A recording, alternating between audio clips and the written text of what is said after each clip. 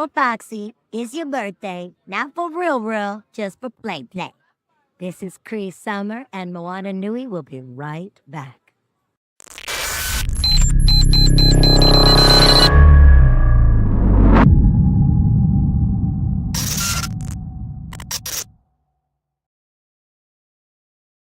Start the panel.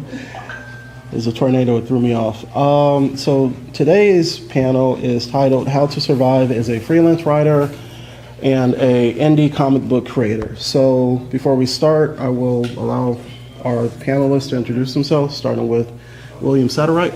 Oh, hi. My name is William Satterwhite. I'm an independent comic book creator. I've been creating my own comics for about 20 years now. I started off with my webcomic Stealth. Started doing my newest comic project is Columbia, the Spirit of America, which I have available at my booth. I didn't bring any copies like these two smart gentlemen were. And yeah, that's it. Okay, John? John McGuire. I'm a novelist and a comic writer. Currently working on a book called In Our Dreams Awake, which issue 2 came out last year, and then getting ready to do an issue 3 Kickstarter sometime in the next month or two. And my name is Robert Jeffrey. I'm a comic book writer, I guess podcaster, video game writer, jack of all trades. I always tell people that self-published work or indie published work were Route 3. Got me a chance to write a story for DC Comics for John Stewart, the Green Lantern. So, and basically, in addition to doing kind of, create your own work, I do a bit of gig work, and that's about it. So, as far as for all the introductions. So we kind of felt like kind of mixing and matching, talking about indie comics and how to work with clients would be kind of a good, I guess, mashup. So we could just learn about just writing in general, rather than just kind of having two separate panels. So it's kind of like a peanut butter and jelly sandwich. So one of the first questions I wanted to talk about is self-publishing versus traditional publishing. So what is it like working for yourself, working for versus working for a publisher? And let's start with Will. Well, I guess the main thing is that when you're working for yourself, you're basically free to do everything that you want to do. There are no rules, there are no limitations. You're basically creating on your own. That's also kind of a downside because you're also creating on your own, so you have to push yourself. There is no editor, or you should have an editor, and you should have a team behind you, but you put together that team, and basically you're in control of that team, and they only do what you let them do. Whereas with a traditional publisher, they're going to have their hierarchy that's going to push everything from their end. And I would say that's the kind of the balance between that. But also with self-publishing, everything is on you. You have to fund the book, or you have to provide the funds. Whereas with a traditional publisher arrangement, that should be provided to you. That's one of the trade-offs between that control that you're giving up is you're getting a little bit of help that you wouldn't have if you were doing it on your own. What about you, John? Yeah, I think that,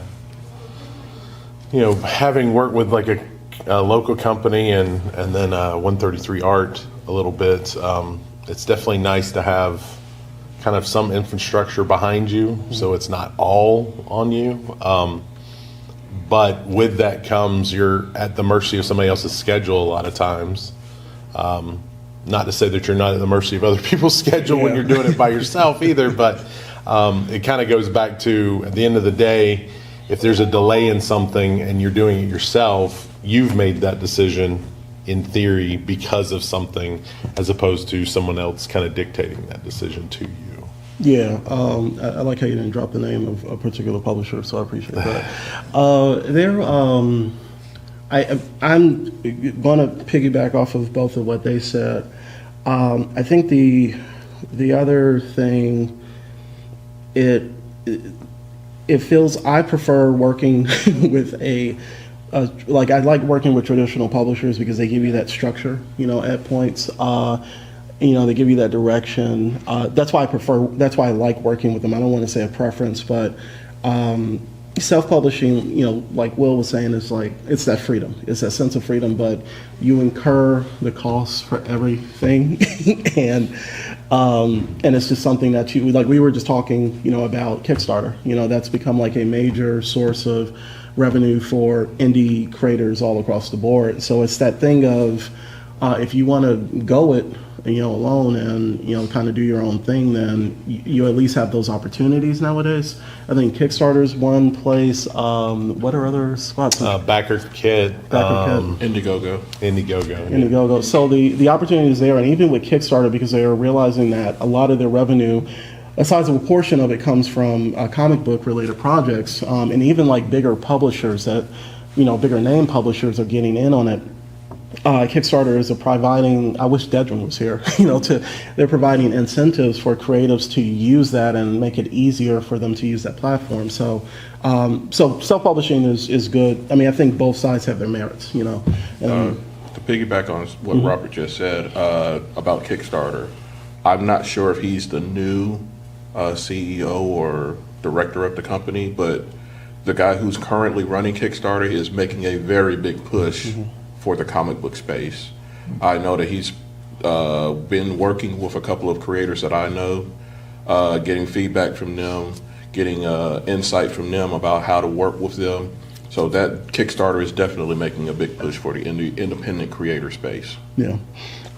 So in addition to, kind of the pluses and minuses of doing self-publishing versus traditional publishing, let's say that you decide to go with a traditional publisher.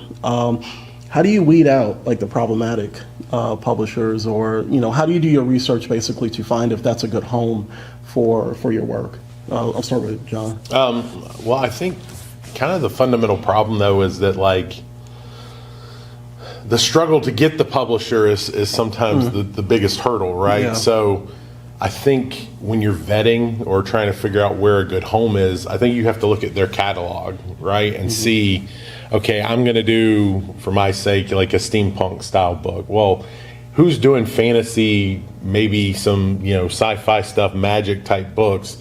Then those are the publishers I probably want to target, as opposed to somebody that's doing maybe slice of life stories or what have you. So that would be the first thing. I mean, the other thing is a lot of people's business is online, and I don't mean from dollars and cents, but like their business is out there. So I think if you do a little bit of work and, if you have any relationships with other writers or artists that maybe have worked with them, I mean, they're obviously your direct connection to that sort of stuff. But, at the end of the day, I think a lot of times we're so happy just to get the contract that, you might overlook some of the flaws that somebody has, and then you're going to have to learn the hard way. Yeah, and because I know you've done publishing with other publishers, right? Yeah. So like, how about with you? Like, how do you vet?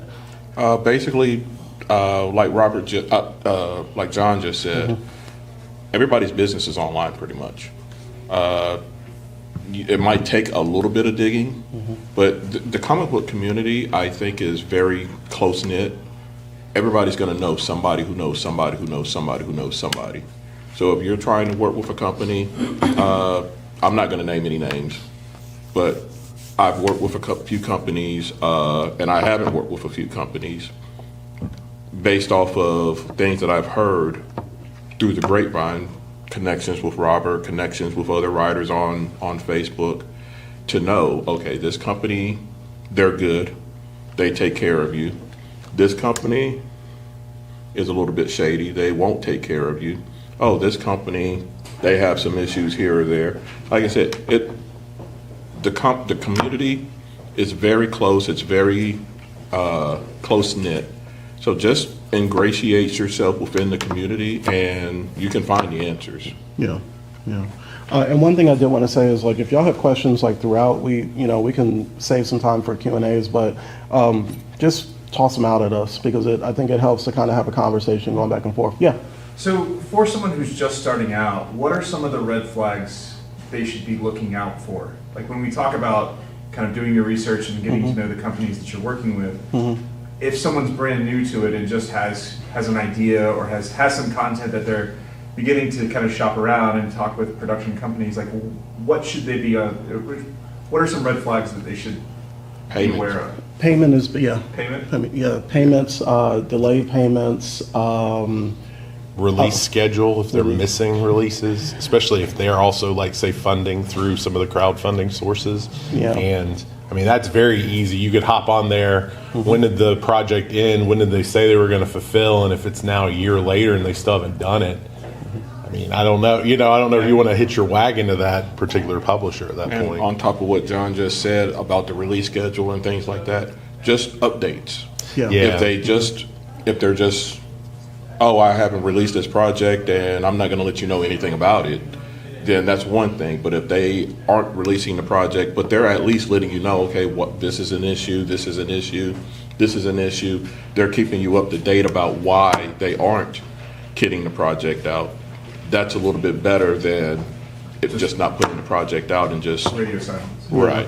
The other thing I always tell people is put the name of the publishing company into Google and follow it up with controversy. You'll find a lot Yes. on there. And if you have a specific name of a person associated with the publisher, put their name in there and put controversy. And if you see a lot of the press leaning towards against a particular person or a particular company, then that's a key indicator that you should keep shopping around to smaller publishers, or you can do it yourself. So that those are all this. I would suggest doing that before approaching like a small or medium-sized or even a large publisher. It's. Sorry to interrupt. Yeah. I would also say that because you'll see a lot of kind of generic deals where it's like they're going to pay you on the back end, or Yeah. they're going to do certain, they're going to take X% of your project. I mean, those things may be okay for you, but those probably, if they're not huge red flags, they're little red flags to at least make you go, okay, why are they functioning their business in this way as opposed to much more straightforward where they either pay you something or up front, or there's some kind of deal as far as that goes. Yeah, that's actually a really good question. One of the things I actually wanted to ask John about was, because you've done prose fiction, you've done fiction, so kind of give an idea of what it's like self-publishing. I mean, is there much of a difference between books and comic books, or are there a lot of similarities when it comes to So I haven't done any Kickstarters for my novels. I've just done self-publishing through Draft to Digital, which was Smashwords before, Amazon obviously, and Draft to Digital is something that puts your book out to everything, so Barnes and Noble and those type of things, so you can be on the Nook. So I've seen people fund their novels through Kickstarter, through other things. Sometimes they do hardcover, nice versions of things. Overall, I think, you still have an artist cost for your cover. You probably have an editor cost, so those things kind of are still built in to the thing. The biggest thing as far as indie novels and indie books is the amount that you can put out. Mm-hmm. So the biggest thing is the idea is, if I have one book and I make $2 a copy digitally, okay, maybe I can make whatever amount in a month. But if I have 10 books out, then I can, everything scales basically. And so there's a lot of talk about you need to have series. And I'm stupid because this is sci-fi and this is urban fantasy. They're not connected. But if you have series, then you have a funneling effect. If somebody likes book one, then they're going to read book two, book three. Kind of like issue one, issue two, issue three, but, on a bigger scale. The other thing with self-publishing is, I think there's more opportunity because we're doing a lot more, PDFs or EPUB, digital delivery. If I have 3 or 4 books in a series, then I can release the first one as free, sign up for my mailing list, and I'll give you book one. And now I've given you no reason not to at least try me out, whereas it's a little harder to do that with a comic, right? I mean, technically, I can give you issue one, but it did cost me something a little bit more than if I gave you, here's the digital thing, you know, so. Yeah. don't know if that answered the question, but Not at all. No, I did. So, kind of like tying into some of the stuff I think we've kind of touched on this a little bit. Let's talk about like marketing and promotions. As indie creators, what tips, tricks, or tactics might you employ when trying to market your book? So, what about you, Will? The main thing I can say is it's going to cost. You can do free marketing, and you can maybe get a little bit off of that, but it's you're always going to get more out of paid options, because that's what Facebook, Instagram, they're there to make money. I mean, they might offer the service to you for free, but they ultimately want to make money. So you can put something on, I think we've all experienced this, the infamous algorithm. You put something on Facebook and it gets buried. But once you attach money to it, now all of a sudden it starts to get attention. It starts to get attention from people that you didn't even know that you were trying to reach. So that's one thing I would say is definitely, while you can use free resources, you're probably going to want to have to pay. What you do? yeah. So I mean, I've done a little bit with Facebook ads, and for books, I've done Amazon ads. But I think in general, kind of the hierarchy I've always heard is mailing list is at the top, because that's something you control. You control your message. If Facebook changes an algorithm, if Twitter becomes X and no longer people are dropping off or whatever, like, you control your mailing list. You control how often you can tell the people that are following you what the new thing is, what's going on. I'm not even the best at doing it. I probably need to do it more than I do. But to me, I think that's one of the big pieces of the puzzle. Yeah, I always say attending events like this, doing panels like this, it's definitely helpful with marketing, because you get to see people face to face, which is always probably one of the best ways to kind of get your work out there. I mean, even if you don't make a sale, you can pass out a card and talk somebody up, or not talk somebody up for a potential sale, but just like talk. One of the best things about doing this, and it's its own form of marketing, is geeking out, with folks about different things. So sometimes with us being introverts, that's like, we got to push ourselves out there a bit, but that's one form of marketing. I think I've done the paid ads. The funny thing is with the paid ads, sometimes you get the attention that you don't want. People are like, what's this DEI stuff? There's black people, that type of stuff. But it at least broadens your reach, but it's that whole thing of like you playing their game, because you have to pay.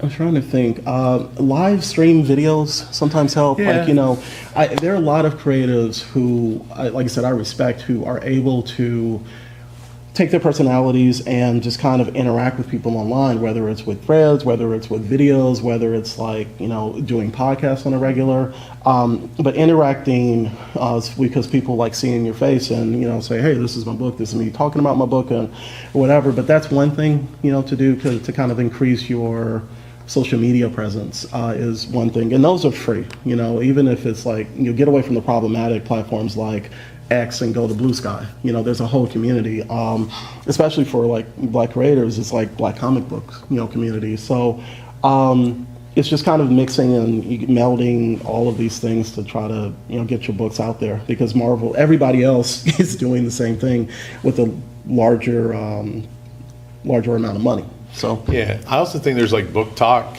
is out there. I don't really know if there's a comic kind of analogous thing on that, or if there is, I'm just not tuned into it. But yeah, apparently Book Talk is big in our house with all the stacks of books we have. But I know like comics. I don't know about Comic Talk, but once again, I don't know for that hashtag specifically, but I think that comics is big on TikTok.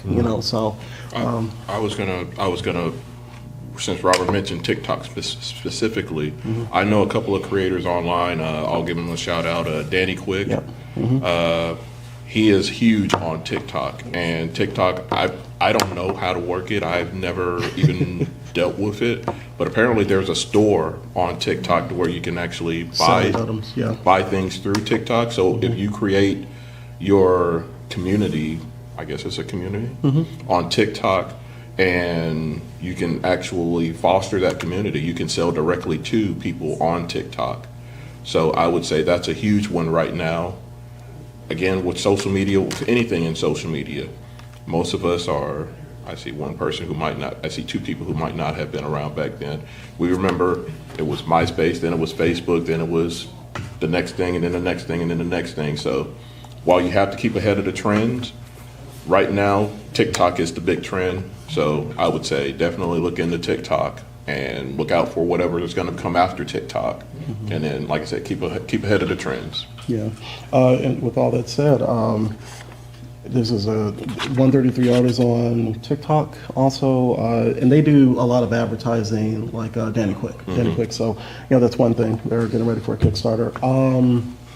But yeah, it's, we say all that, and I just shared a video the other day from a creator where they're like, they just want to write books rather than. I was actually going to try to mention that one. Go ahead. Is it Jock? Yes, I was going to butcher his last name. Yeah, Jock. Last name is spelled Nyemb. Even with understanding that we have to market to get our books out there, sometimes there is this vibe where you don't know how much you sometimes you get tired of it. It's a constant kind of salesman. Sometimes I joke, like, maybe if I pop lock with a comic book in each hand, people will buy it. But it can't hurt. It can't hurt. It can't. No, it will. It will. It will hurt. But a hidden page on your website. Really, an Easter egg. Yeah. I don't know if we were going to touch on this, but going back to the main point of the panel about doing the indie thing versus the working with a traditional publisher, that should be a huge consideration. Is that when you're looking at a publisher to work with, look at how they are pushing their books and look at how they are pushing their projects, because that should be because I mean, I create my own comics. I can write, I can draw, I'm not that good at either, in my opinion, but I can do both. And so I can put together my own book. What I would need from a publisher is the stuff that I don't want to do, like the marketing. Is a publisher going to actually help me with that, or are they just going to say, well, hey, we're helping you put out the book, you still got to do all the work on your own as far as marketing? That should be a huge consideration. You don't want to work with a publisher who's just going to do the things that you could do on your own. It might be a little bit extra for you to find an artist, find a writer if you need an artist or a writer, but you can still do that on your own. The things that you don't want to do, which are like the marketing, that's what you really want to have a publisher for. Yeah. And there are even social media, I can't remember specific titles, but people who handle marketing and social media, and you can hire them. So if you save a part of your budget for that, you ain't got to do that. You could just sit back and write and create as much as possible. And I know 3 off the top of my head, who would do a better job of it than I would. But one of the things I wanted to kind of... There's a question? Yeah, there's a question. My bad. Sorry. So for a writer who doesn't have social media, how do you get discovered by a larger publisher like DC or Marvel? You get a social media presence. So that's the thing. I think you need to. So let me run this back.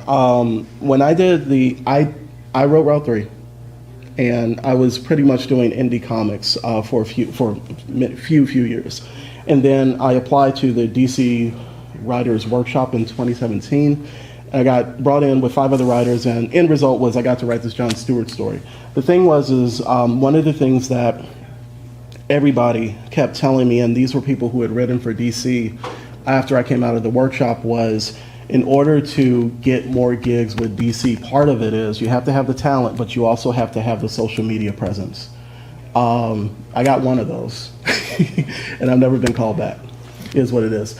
And so one of the things that I have seen is that with writers and creatives of all, a bunch of just all across the board is that their social media presence is really good. They work on it really to build it up really, really well.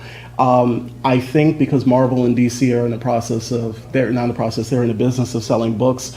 The only way that they feel that they're going to sell books is that if their creatives have a following so that those people can buy the books. So that's at least what was told to me. So I think it goes too, though, to what William was saying a minute ago is, you want a company that's going to market it to you. Obviously, Marvel and DC have huge marketing budgets and all that, but I think there's still a level that no matter what, you're going to have to promote yourself. Yeah. You're going to have to promote your own works.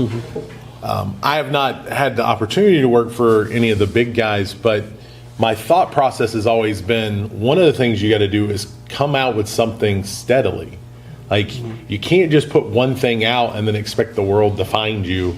Like, you need to put that thing out, and then you need to be doing the next thing, and then you need to be doing the next thing, so that at some point they can't ignore you, whether or not, because they can look and say, oh, this person has 7 comics they've done, and, over the last 2 years, however long it is, which may mean doing a web comic, doing like a 4-panel kind of traditional style, almost old newspaper style thing. I mean, Ryan North, who writes Fantastic Four right now, he did, I can't remember what it was, something dinosaur.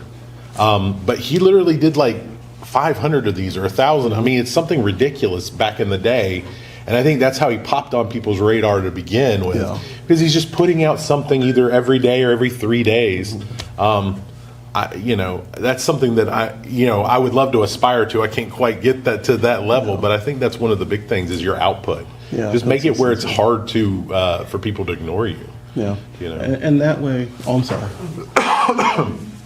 What are your views, I know a lot of creatives have tapped into webtoons and stuff like that for their comics because they're seeing a lot of success coming from that they'll get the visibility through that, and several creatives, their comics are being created into animation because they found them on webtoons. What are your views on using platforms like a webtoon and those other ones for comic creators to dip their foot into? I would definitely say if you're trying to get into the comics game today, it's a perfect time to do it because webtoons, things like that, they make it so easy for you to do. Now, you have to deal with their specific limitations, their specific what they are looking for. I know Webtoons has a specific format that you have to submit your comics to them in, but definitely, if you can get into Webtoons, get into it. If you can get into, I believe, I don't know if it's still, I believe it was Topless. Yeah, Topless. If you can get into that, get into that. But even if you can't get into Webtoons, what John was mentioning about the Instagram actually has a perfect format to do like the old school four-panel comic strip if you want to do that. Now is the perfect time to get, like I said, Webtoons, Topless. I think there are other kind of web comic systems out there. Like I said, you'll have to deal with their formatting, but it's a perfect time to do so because they are. I know Webtoons is another one, just like Kickstarter. They are actively looking for comic book talent, comic book creators. They are actively making an effort to reach out to newer creators. So that is definitely something I would suggest. And because Webtoons is associated with like manga style comic books, I think that's a perfect kind of market to go into because of the popularity of it, and also it's a different storytelling medium, which allows you a certain sense of freedom, like you said, with those restrictions. Because like most of the Webtoons that I've seen are always kind of in that style, but I know that they're a wide variety of like Western style and manga. So I think for that also is good. I do like the fact that they are turning those properties into a lot of anime, and they're different genres, and it's not just like, what's the Dragon Ball Z ripoff for this week or whatever. So it's I think it's a good option for creatives. So. I think the other thing I'm seeing from some of the indie traditional comic side is now trying to start adapting their 22-page comics into that, and they're seeing both the limitations of this format versus that, and one of the guys who runs podcast Comics Launch, which talks a lot about comics with Kickstarter, he's taking one of his comics and doing that. He was talking about relettering and just how that gave him an opportunity to like have different beats in the story that the regular panel grids didn't allow him to. He could like zoom in on pieces of art and then, kind of have a shift. It almost created a new fluidity to the book. So I think there's opportunity to potentially go both ways. Maybe you could take the web comic and then do some things to make it more of a traditional. So now you're reusing in a good way, like you're doubling your footprint. I wanted we've seen with like Lord Olympus. They started in webtoons, got printed, and then now it's getting turned into animation for Netflix. And then there's another series that started on webtoons. It's now getting printed by a publisher because they saw the publicity and then webtoons promotion and all that and the following they had. Now that's getting turned into an animation. So it's like I've already seen like it's 6 different series that started on webtoons, and I've heard from them they like we had to change our once we got offered something with the publisher, we had to put the formation of it for that publishing, but they were like, well, people are not going to buy it because they got it off webtoons. No, they get lines and, the creative Lord Olympus, like it's sold out and things like that, and going to signings and stuff, and there's lines for hours for people. So, I was just like, okay. Well, there was I believe it was a Jennifer Lopez and Reese Witherspoon movie, I think. I'm not into Are you talking about Marry Me or what? I believe so. Yeah, that was a webtoon. It started out as a webtoon, and I'm not even sure. They're doing some live adaptions to a lot of the webtoons. Yeah, I'm not even sure if they ever actually put out a traditional comic book version of that. But I saw that it was turned into a movie. I'm sorry. Oh, I was going to say I just thought about this for the young man who was asking about if you don't have a social media presence yourself, because I assume maybe it's because you can't have a social media presence yourself. I would work with your parent, work with dad. You can still put I don't know if you write or draw or you do both. You can still put out the work, and then if dad has a social media presence, or mom or family members, once you put the work out as a webtoon or as a traditional web comic, if you just get it to the hands of someone who can share it for you and can push it for you, have them push it for you, and they can still help you have a presence or have a community of people that like your work.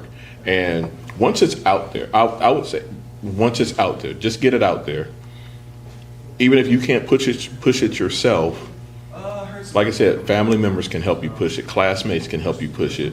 Just get it, do whatever you can to get it into the hands of someone who can push it, and that way you can still at least try to build that presence without having the presence yourself. Thank you. So wanted to kind of ask, move a little bit to like the freelance writing side of things. So one of the things I wanted to ask is, so I'm going to ask John first. What are some obstacles that you've come across when it comes to freelancing, and how have you tackled them?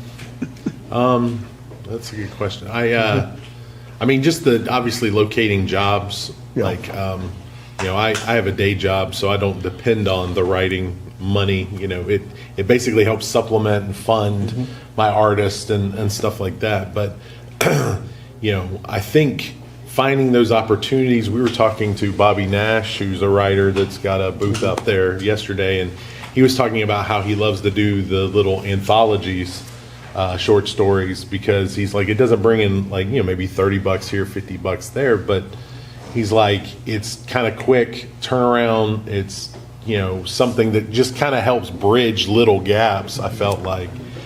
Because I think if you're going to make a go as a freelancer and you would obviously know better than I would, but like you've got to find how to fill those gaps.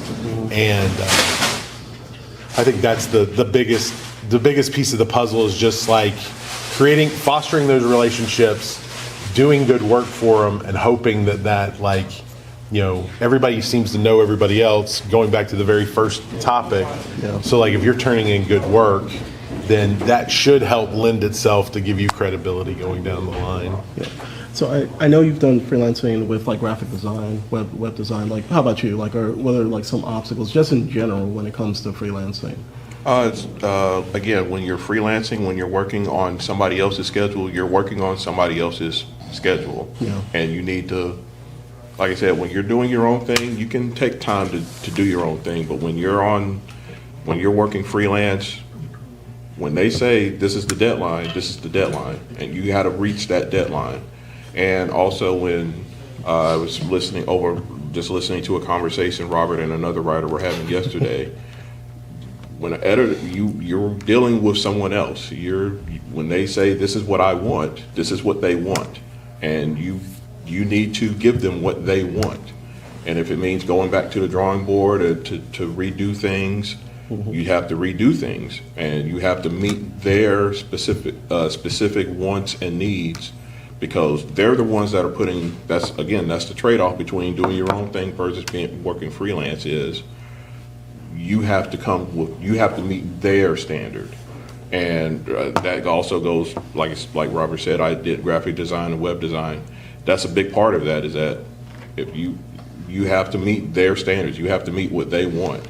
Now, you can try to tell them, okay, that's a little bit unreasonable, but they're not going to want to hear that, and they're going to want what they want. So you just have to, it's a give or take. You have to work with what they're asking for. Yeah, I think as far as obstacles, I think the biggest thing would be finding gigs. And as you get more experience in working as a freelancer in any field, I think that becomes not easier, but it becomes a little bit not as difficult, because most of the work that I've done has been from networking. So I start, and then once I network and I get in with the publisher, we're doing multiple books because they see the work that I've done. So networking is one way of kind of bridging the gap, which is one of the questions between those periods. But then also acknowledging the fact, like Will said, is that this is not your work. You have been hired for your expertise in whatever field you've been hired, but at the end of the day, you are not cutting a check for yourself. Somebody else is like doing that. And what you do is you explain to the client, like, well, it might work better, and you don't ever want to come at it like this can't change, because you won't be hired next time. But you explain to them in such a way that this is going to benefit your book, your website, your novel, whatever, like your script. You've done script editing before, right? Yeah. And if they're open to it, then they'll accept it. And if not, then you just got to go, kind of flow with it. So those are kind of the two big things, because John and I have actually worked on a couple of projects where the client comes back and we're just like, okay, and it just is what it is. So those are like two obstacles, I'd say. I like how Robert, I like the way that he specifically phrased it. You're being hired for your expertise, yeah. But the client is always going to be more of an expert than you. You just have to find a way to make your expertise work with their expertise. Yep. It's the fine art of I think on the one you're specifically talking about, Robert. We did a project for the CDC many years ago to do HIV STD awareness, and we were doing a motion comic. And in the meetings with CDC, these are people that aren't really writers. They have a lot of thoughts and opinions about how things are supposed to be. And I remember us talking about, I feel like our job is to steer them, hopefully into the direction that we kind of want them to be, and like fight the fights that are worth fighting. And then the other ones, go ahead and acquiesce to, okay, you want, obviously we need to hit A, B, C, and D because those are the important messages. But sometimes they'd bring up stuff and we'd just shake our heads, and then it would be like, well, that's a good point, but what if we did it this way? Yeah. And, you're like trying to like steer it back into, away from the iceberg. Yeah, so the Titanic doesn't fall. I think John just raised a very great point. Have priorities. Yeah. Because, again, over listening to the conversation Robert had with another writer yesterday, fight your battles that are worth fighting, and then let other battles go. Yeah. That would be one thing I would say is very important to have A, B, C, and D in order. A is the top main priority, B secondary, C third. Have a list of priorities and prioritize those. Yeah. One thing, I was going to say, what happens between jobs? We work. We all have 9 to 5. So like it's not like we sit here, when's the next gig coming? And we're just like sitting in a tent. So that's one thing I did want to say is that we all have 9 to 5s, but we freelance like late nights and on the weekends and holidays or whatever. One thing I did want to ask is, how do you get your gigs? How do you get your jobs? Like, do you have, as you mentioned before, do you have like regular clients that you work with? Do you network? Do you go online, look for them? Because I know there are websites like Fiverr is one, and there's another one, but Upwork. But how do you get your gigs? When I was actively doing freelance, website, it still exists. I don't know if it's still a good source. Craigslist was a big source of work for me. Okay. Wow. Craigslist and the community, Facebook, Twitter, Instagram, but Facebook mostly.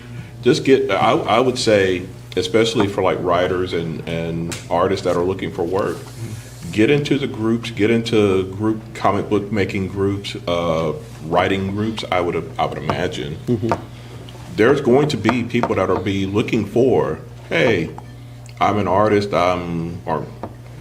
Artists don't do it as much as, even though I would suggest that artists should be looking for writers to write work for them. But yeah, there's lots of there are lots of companies, there are lots of writers, there should be more artists that are just looking for, hey, I'm trying to find somebody to work with. Hook me up. So I would just say get into the communities and just see what's out there. Yeah, I think it's previous connections. You made friends might throw your name to the next, whomever. Somebody needs some editing, somebody needs something quickly written. I think those places online, the Facebook groups and whatever. A lot of times, like if you're wanting to do comics, when Robert and I started, we did 8-page comic stories. We did small things. We weren't trying to write our 60-issue opus about, whatever. There are people out there creating anthologies all the time that potentially they may not want to pay you anything, but if you can somehow scratch up, $100, $150 to pay if you can't draw, pay an artist who also is maybe hungry, maybe y'all can do a 4-page story, get it into one of those, at least. Because again, I think, at the end of the day, your best marketing, going back to that, is the thing you just did. And the next thing, it's going to help you with the next thing. At conventions, I got a job doing a script. Now, this was years ago, but it was actually at the Atlanta Sci-Fi Fantasy Expo. And guy walked up and we started talking, and he was a big Don Quixote fan. And we got to go off this whole thing, and he's like, well, I have this project idea I want to do, and I want to have like this, and this. And I'm like, I can do that. And we ended up talking about details, and I got paid for it. And I mean, nothing ever came of it. Like the thing got done, but nothing ever came of it. But still, I mean, that was nice. That was kind of random. So, networking has been big for me. And that leads to other opportunities. One of the things I was, I think, talking to John about was, I don't think I have. So there's a gig that I'm working right now, which came via a suggestion. One writer that I've worked with on an anthology, Milton Davis, he suggested to another guy that I write comic books, and then that client reached out to me, and we're 2 issues into a comic book series now. So sometime word of mouth with previous clients is helpful. So I know that we are like 3 minutes at time, and because we don't want to run over, I'm going to ask like any questions from anybody. Okay, cool. So then I'll give us some time to give social media handles and all that. Okay. To reach you. William Satterwhite. I'm on Facebook, Instagram, the site previously known as Twitter, all at WILLPS1, spelled out ONE. I'm also on YouTube, although I haven't uploaded anything in a while, but I am on YouTube as well. Should be at WILLPS1, spelled out. Okay, John. JohnRMcGuire.com is my website. I also write a weekly blog for TesseraGuild.com. And then, I'm on Amazon and, Kickstarter here and there. So normally under John McGuire. So. And for me, Robert K. Jeffrey, JEFFREY.com, Robert K. JEFFREY.com. And the social media handles, Instagram is probably the best place, so robertk.jeffrey. And that's basically where you can find me. And I also do have a podcast called Stumbling Through the Multiverse, done through Carefree Black Nerd, where we talk about Sliders, a show that nobody talks about except 5 people. But and we all have tables out. We're vending, and I'm sharing a table with John, and we all have merchandise to sell, and Will has his own table. And I forgot my website, williamsatterwhite.info. Cool. And we thank y'all for coming out. Appreciate it. Hope y'all learned something, and thanks for the questions. So. Thank you.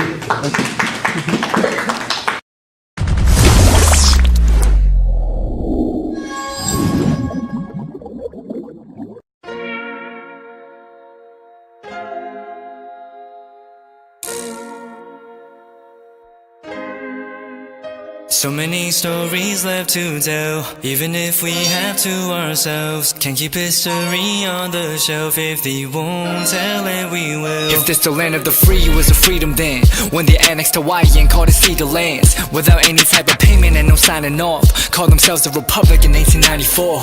1.2 million acres overtaken from the native Hawaiians. When they resisted, the West retaliated in violence and erasure. The Hawaiian language is banned as part of colonialism's plan to expand, Stuck between a rock and a hard place. Multiple bombings of Kaho'olawe as a part of their ongoing war with Asia. Used it as a place for target practice. No consent or compensation. Colonizers call for annexation.